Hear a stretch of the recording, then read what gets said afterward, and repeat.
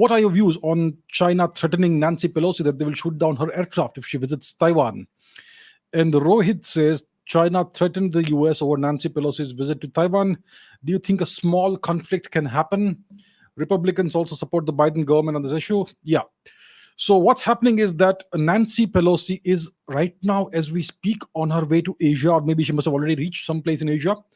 So she's on a tour of, I believe, several Asian destinations, several Asian nations, and a visit to Taiwan was planned. It was on the card. So I'm not sure if she's still going ahead with that, but the indications were there. It was announced that she would visit the island of Taiwan, and that brought forth a very strong response from China.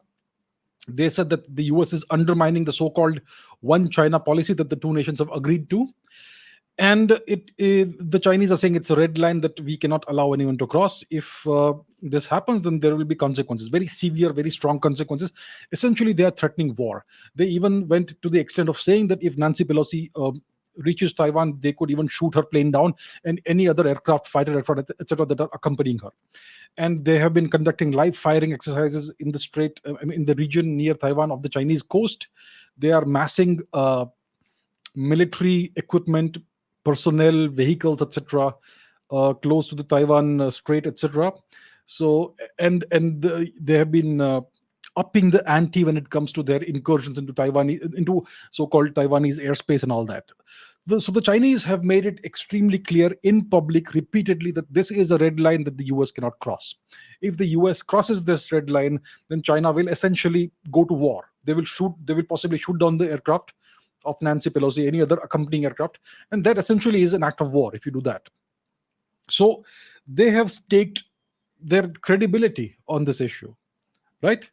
The thing is this: the Chinese Communist Party cannot afford to be seen as weak in front of their own population, their own public.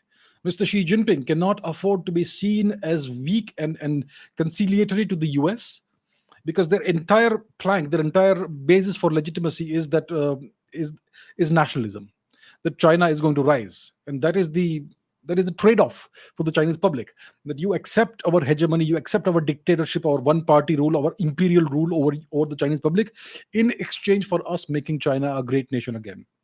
That is the unsaid, unspoken contract.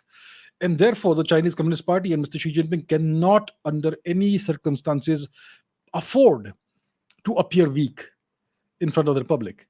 Yeah, and we know that various American officials have been routinely visiting Taiwan. Yeah, generals, military personnel, etc. But Nancy Pelosi is a very high-ranking U.S. government official, so that is a whole different ball game when it comes to her visit to Taiwan.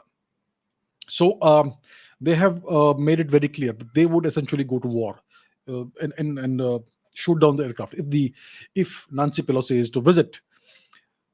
So the question now is, what is Nancy Pelosi going to do? She would have reached some part of Asia by now, I suppose. Yeah. Will she go ahead with the Taiwan visit? It looks like she is kind of backing down from that. The US government seems to be backing down from that. Maybe it was just a way for the US to test how far the Chinese are willing to go, and they have gauged the response. And most likely, I would say that Nancy Pelosi may not go ahead with this visit to Taiwan. The US doesn't need to escalate this matter further. They have things pretty much under control. Taiwan is essentially under their control. They have the island chain, the first island chain, the second island chain. The US owns Japan, right? Japan is a US colony. South Korea is a US colony. Then you have Guam in the South Pacific region, which is another island that's under US control. It's a major naval and Air Force base. Australia also is under US control. It's a US colony. They have 15,000 troops permanently stationed there on a rotation basis, the Americans, on Australian soil, and so on. So they don't need to push China too far. But if they back down, if the Americans back down, which I think they would be likely to do, then what will be the consequence of that? That will be definitely a loss of a certain amount of prestige for the Americans, right? That they blinked first, that they caved in to Chinese threats. That is certainly going to be a certain amount of loss of prestige and loss of credibility, which is more important. Prestige is okay, but credibility is more important. The US is the guarantor of security to South Korea, to Japan, to Australia, to Taiwan.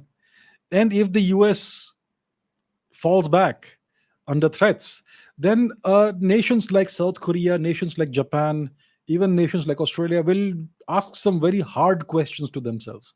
That can we trust the Americans when it comes to defending us? Because that's the deal, right? The US is going the US guarantees the national security of Taiwan and South Korea and Japan and even Australia and New Zealand. So now these nations will ask themselves very hard questions if the US backs down from this visit to Taiwan. And as we can see, these are all indications of the fact that the US dominance and hegemony in the world is slowly, step by step, inch by inch, eroding away. Yeah. 20 years ago, the Americans would not have given in to Chinese threats. Even the thought would not have been conceivable 20 years ago. But today, especially at least in this region, the Americans are most likely to step back. So that's what I think will happen. It's something that's in progress right now. I most likely think that Nancy Pelosi will most likely not visit Taiwan.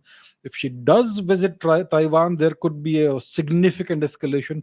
Once the first shots are fired, you never know up to what extent things can escalate. And I don't think the Americans want that. The thing is, are the Chinese actually willing to go to war? They will obviously have done a cost benefit analysis, a risk analysis. Can they afford to go to war with the US over this matter? The Chinese economy is intricately tied to the American economy. China is not a resource independent nation. China depends on energy security from the Gulf region, yes, from the Persian Gulf and so on. There are various choke points, the Malacca choke point, the Hormuz, the Strait of Hormuz, and so on, which can be choked off by the Americans, even by certain other nations which may be in that region. Yeah, as we know, China would suffer significantly under US sanctions if the Americans sanction China. China imports, I think, millions of tons of protein from the US. Meat. I think their entire protein.